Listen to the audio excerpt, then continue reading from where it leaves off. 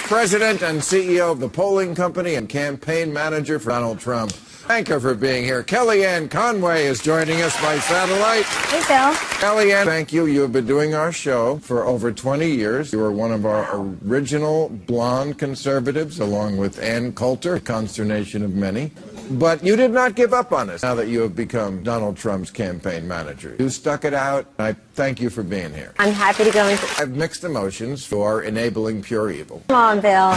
On the other hand, I'm so proud of you. When you started here, you were just a child star on our show. And now you're perhaps the most important person in the world. You seem to be the only person who's been able to tame Donald Trump. Many have tried, but only you were able to pull that sword out of the stone. How did you do it? I don't see it that way. I walk in the Trump Tower every day to the campaign, and I'm quickly reminded that Donald Trump did very well for himself long before I arrived. Every leader needs the right environment, the right players around them for them to be them. And he's out there showcasing his generosity, his great sense of humor, his love of the country and of people. And, you know, Bill... You're so good at what you do. I'm so verklempt. Plainly, and this Catholic girl from Jersey knows what that means. I want to tell you one thing, that you and I have been talking for over 2 decades now. A pleasure and a privilege. Thank you for calling me your friend and for giving me a platform with all those swing voters in your audience tonight. There are. Okay, we're persuading them. We have a much bigger audience than all the other stupid shows that the other politicians do. Speaking of politicians, Bill, that's what I wanted to say to you.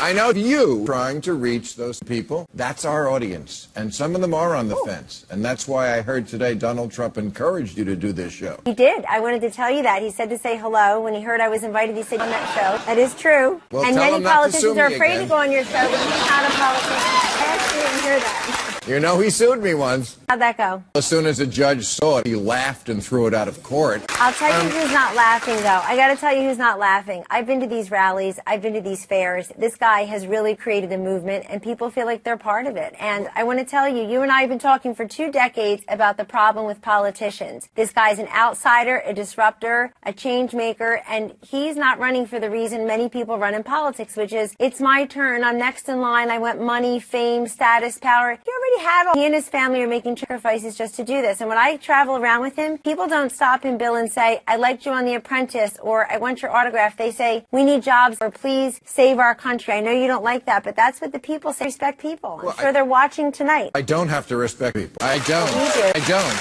No, I don't have to respect people. Hillary was right when she called his supporters deplorable, because what they believe is deplorable. It's wrong, but I'm glad we saw her true feelings for once. She doesn't give them. By the way, she said deplorable 12 hours after her campaign said she's going to become more uplifting and aspirational so the voters can see what's in her heart amidst all the cacophony and noise. And what has she done since? She's been negative. Democratic Party I grew up in, very uplifting and aspirational. They elevated and elected people like JFK and Barack Obama and Bill Clinton. Her message is anti-Trump. She doesn't have a positive message. If you were running against Trump, your message would be anti-Trump, too.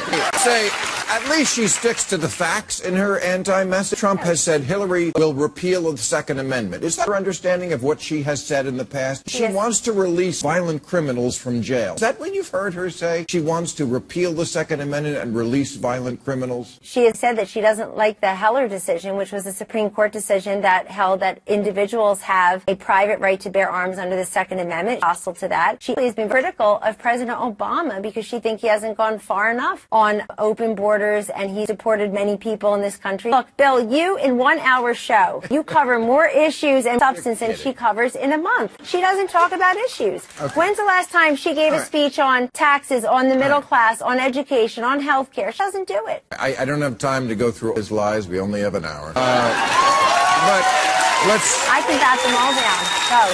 Let's do it. Come on, Bill. For the moment, between the scary and the false. Let's start with the scary. Hillary said at the end of her convention speech, you can't trust a guy who can be baited with a tweet with nuclear weapons. Just in the last couple of weeks, what he has said is Iranian sailors have made obscene gestures at our boats, so we should blow them out of the water.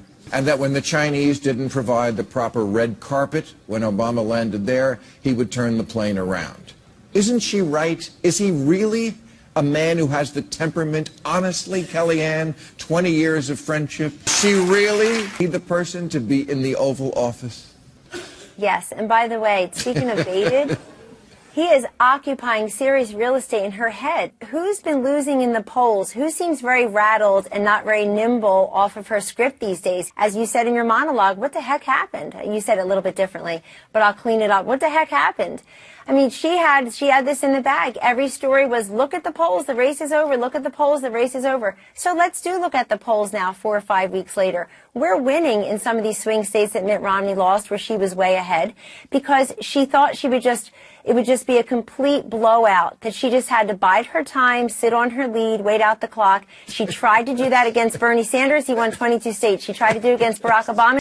And so I actually think we're going to win, Bill. You know it. You feel it. I think you're getting nervous. I am getting nervous. Not because Trump is good. It's because people are stupid. That's something I'll tell you why I'm getting nervous. And I'll do a Trump quote from The Art of the Deal. Play to people's fantasies. People want to believe that something is the biggest and the greatest and the most spectacular. I call it truthful hyperbole. Lying. Here are some lies. I don't know anything about David Duke. Vladimir Putin and I are best friends. He never met him. A letter from the NFL proved never happened. Give money to the veterans. He didn't. I was against the Iraq war when he plainly, it's on tape, said he was not. How do you answer to the fact that this man says whatever he wants at the moment, in the moment, to get whatever point he wants across, regardless of the facts? That's not true. You're cherry picking certain things he said. And on the Iraq war, the timeline is very clear. Well, hold on. He was on Howard Stern's radio show as a private citizen, and Stern asked him, so, hey, should we invade Iraq? What do you think? And he said, well, I guess so. Hillary Clinton proudly went down into the well of the United States Senate and cast her vote in favor of the Iraq war. And by the way, she's been a hawk for many years. The Wall Street Journal wrote about it just this week, that she's always been an interventionist. So the Democrats may not like that. I know you're stuck with a lemon here with 53 days to go, and we're surging. And I'm sorry for that, because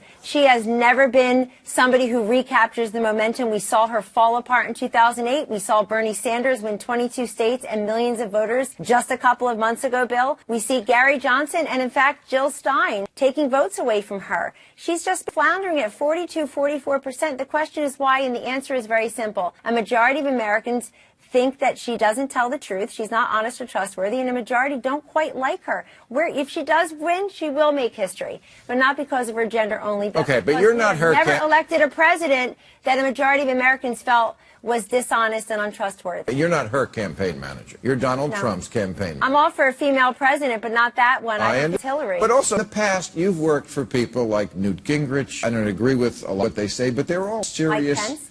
Mike Pence was trying to keep that out of it. Great vice president. These are all serious people. You don't see a difference between them and Donald Trump. You have many children.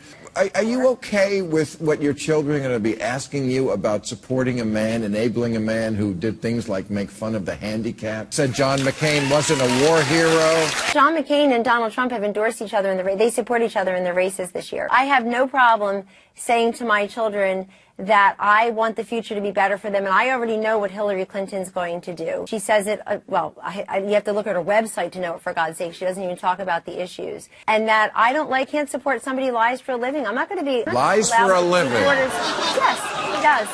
You just said you can't support somebody who lies for a living when I read a list of provable lies. Let's be honest. I'm sorry. I'm way ahead. Where's the Democratic blue wall? Where's the electoral map? Wait a second. She's the one who has 66% of Americans saying she's not honest and she's not trustworthy. She has earned that. But that's what people believe. That's not what is an actual lie or not. They know she deleted the emails. They know she doesn't tell the truth about her health condition. They know that she doesn't tell the truth. Where are the 33,000 deleted emails? Where are the 17,000? All right, I'll let you go. My last question. Yes. If you guys win, look me in the eye through that camera and tell me you will not actually be more nervous than if Hillary won. I will not be more nervous if Hillary won. No, I'm with tens of millions of people in this country, Bill, who have joined the Trump movement and have said, you are our last hope, because she will tax and regulate. She called ISIS our, quote, determined enemies in her convention speech. Our determined enemies, like we're playing a soccer game against them. They're savage murderers who have killed 33,000 people, them and their predecessors, just in the last 13 years, 80% in the last 3 years. Your viewers probably don't know that you and I share a birthday, January 20th, Inauguration Day. Inauguration Day. Come as my guest, Mahr. We'll see you there. Keep me out of Guantanamo Bay. That's all I'm asking. Thank you, Kellyanne Conway. Thank you. I got to give it to you. You did it. All right. Let's meet our panel.